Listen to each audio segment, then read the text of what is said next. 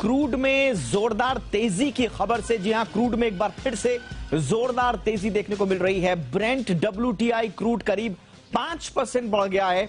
वहीं Brent crude $106 के करीब पहुंच चुका है। क्रूड में तेजी पर ज्यादा अपडेट दे रहे हैं हमारे कमोडिटी एडिटर मृत्युंजय कुमार झा। मृत्युंजय, बताइए ब्रेंट क्रूड में उछाल की वजह।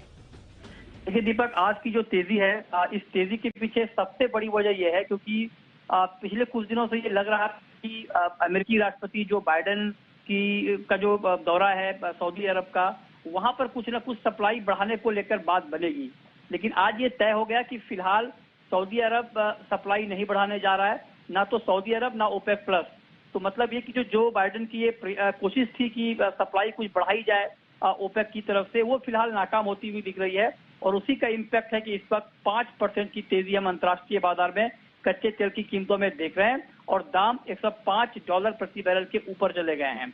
अब जहां तक ओवरऑल फंडामेंटल की बात है, तो ओवरऑल फंडामेंटल कच्चे तेल के बहुत मजबूत नहीं है, क्योंकि चाइना जो कि दुनिया का सबसे बड़ा कंज्यूमर, दूसरा सबसे बड़ा कंज्यूमर है कच्चे तेल का, वहां पर कोरोना के केस लगातार बढ़ रहे हैं। और कल संडे को भी 550 के आसपास के केस चाइना में आए हैं कोरोना के। तो इसको देखते हुए वहां पर डिमांड घटने की आशंका बनी हुई है।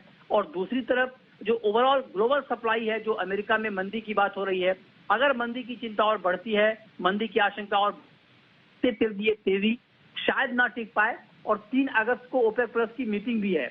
अगर उस बैठक में कुछ उत्पादन बढ़ाने को लेकर बातचीत हो जाती है तो कच्चे तेल की कीमतें आपको एक बार फिर से $100 या उससे नीचे दिखेंगी।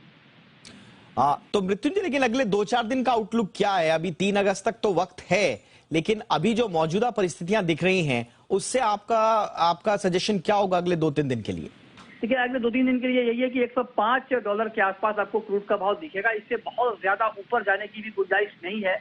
ये मार्केट सेंटीमेंट के ऊपर चलता है। और अभी का सेंटीमेंट ये है कि जो बाइडेन की जो कोशिश थी कि उत्पादन बढ़ाया जाए ओपेक की तरफ से, ओपेक के ऊपर दबाव बनाया जाए, वो फिलहाल कामयाब होता हुआ नहीं दिखा। तो उसका एक इम्पैक्ट, इमीडिएट इम्पैक्ट प्राइस के ऊपर हम देख पा रहे हैं, लेकिन उससे बहुत ज्यादा दाम बढ़ जाएंगे इसकी गुंजाइश नहीं है, क्योंकि बाकी के फंडामेंटल कमजोर हैं। मंदी की आशंका से डिमांड घटने की आशंका ऑलरेडी है। जो बड़े हेज फंड्स हैं ऑयल के, वो लगातार ऑयल में बिकवाली कर रहे हैं। चाइना का फैक्टर दूसरा फैक्टर है। तो लिहाजा अभी दाम बहुत ज्यादा बढ़ने की गुंजाइश नहीं है, आपको इसी रेंज में भाव दिखेंगे।